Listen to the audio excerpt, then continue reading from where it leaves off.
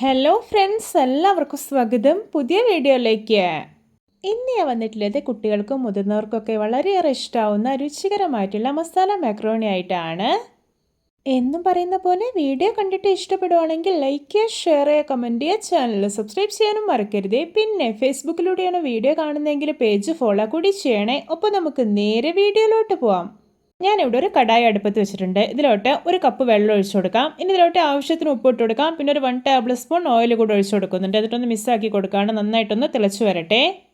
ഇപ്പോൾ ഇതാ വെള്ളം നല്ലപോലെ വെട്ടി തിളച്ച് വന്നിട്ടുണ്ട്. ഇനി ഇതിലോട്ട് ഈ ഒരു ഗ്ലാസ്സിൽ ഒരു ഗ്ലാസ് മാക്രോണി ഇട്ട് കൊടുക്കാം. എന്നിട്ടൊന്ന് ഇളക്കി കൊടുക്കുകയാണ്. ഇതൊന്ന് കുക്കായിട്ട് വരട്ടെ. ഇപ്പോൾ ഇതാ കണ്ടോ, മാക്രോണി നല്ല പാകത്തിന് തന്നെ കുക്കായി കിട്ടിയിട്ടുണ്ട്. അപ്പോൾ ഇതിൻ്റെ ഒരു പാകം എന്ന് പറയുന്നത് നന്നായിട്ട് അങ്ങ് വെന്തുടഞ്ഞ് പോകാൻ പാടില്ല. നമ്മൾ കഴിക്കുന്ന സമയത്തൊന്ന് കടിക്കാൻ പറ്റുന്ന പാകത്തിൽ കിട്ടണം. ഇനി ഇതിലുള്ള വെള്ളം കംപ്ലീറ്റ് ഒന്ന് ഒഴിവാക്കണം. അതിനായിട്ട് ഇതൊരു സ്ട്രെയിനറിലേക്ക് മാറ്റുവാണ്. ഇനി ഇത് നല്ല ചൂടോടെ ഇരിക്കുകയല്ലേ, അതുകൊണ്ട് തമ്മിലൊന്ന് ഒട്ടിപ്പിടിക്കാതിരിക്കാൻ വേണ്ടിയിട്ട് ഒരു 1 ടേബിൾ സ്പൂൺ ഓയിൽ ഇതിലേക്ക് ഒഴിച്ചു കൊടുക്കുന്നുണ്ട്. ശേഷം ഇതൊന്ന് മിക്സാക്കി എടുക്കാം. എന്നിട്ട് ഇതൊന്ന് മാറ്റി വയ്ക്കാം. ഇനി മസാല റെഡിയാക്കാം. അതിനായിട്ടൊരു പാനിലോട്ട് 2 ടേബിൾ സ്പൂൺ ഓയിൽ ഒഴിക്കാം. ഇനി ഇതിലോട്ട് ഒരു വലിയ ഉള്ളിയുടെ പകുതി ചെറുതായിട്ട് അരിഞ്ഞ് ഇട്ട് കൊടുക്കാം. എന്നിട്ട് ആവശ്യത്തിന് ഉപ്പ് കൂടി ചേർത്തിട്ടൊന്ന് വഴറ്റിയെടുക്കാം. ഇപ്പോൾ ഇതാ ഉള്ളി അത്യാവശ്യം വഴന്ന് കിട്ടിയിട്ടുണ്ട്. ഇനി ഇതിലോട്ട് ഒരു തക്കാളി അരിഞ്ഞത്, ഒരു മീഡിയം സൈസ് ക്യാരറ്റ് അരിഞ്ഞത്, ഒരു ക്യാപ്സിക്കം അരിഞ്ഞത്, 3 പച്ചമുളക് അരിഞ്ഞത് ഇട്ട് കൊടുക്കാം. എന്നിട്ട് വീണ്ടും വഴറ്റാം.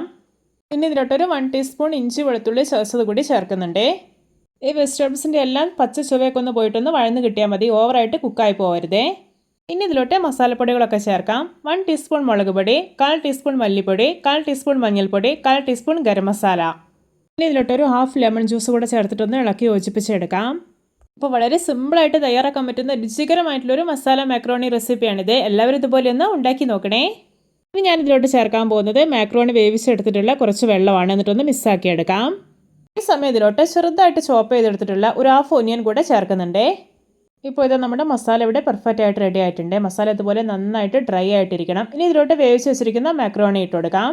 ഇത് കണ്ടോ, പരസ്പരം ഒന്നും ഒട്ടിപ്പിടിക്കാതെ എത്ര പെർഫെക്റ്റ് ആയിട്ടാണ് മാക്രോണി ഇരിക്കുന്നത്. ഈ ഒരു പാകത്തിൽ വേണം കുക്ക് ചെയ്തെടുക്കാനായിട്ട്. ഇനി ഇതിലോട്ട് ഒരു 1 ടീസ്പൂൺ കുരുമുളക് പൊടി ഇട്ട് കൊടുക്കാം. പിന്നെ കുറച്ച് മല്ലിയില അരിഞ്ഞത് കൂടി ഇട്ട് കൊടുക്കാം. എന്നിട്ട് നന്നായിട്ടൊന്ന് ഇളക്കി യോജിപ്പിച്ചെടുക്കാം.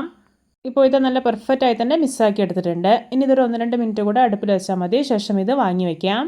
ഇത് നമ്മുടെ രുചികരമായിട്ടുള്ള വെറൈറ്റി ആയിട്ടുള്ള മസാല മാക്രോണി റെഡി. നോക്കി കാണുമ്പോൾ തന്നെ കൊതി വരുന്നില്ലേ? ഒരു തവണ നിങ്ങൾ ഈ മസാല മാക്രോണിയുടെ രുചി അറിഞ്ഞാൽ പിന്നെ ഇതുപോലെ ഉണ്ടാക്കൂ. അത്രയും ടേസ്റ്റിയാണ്.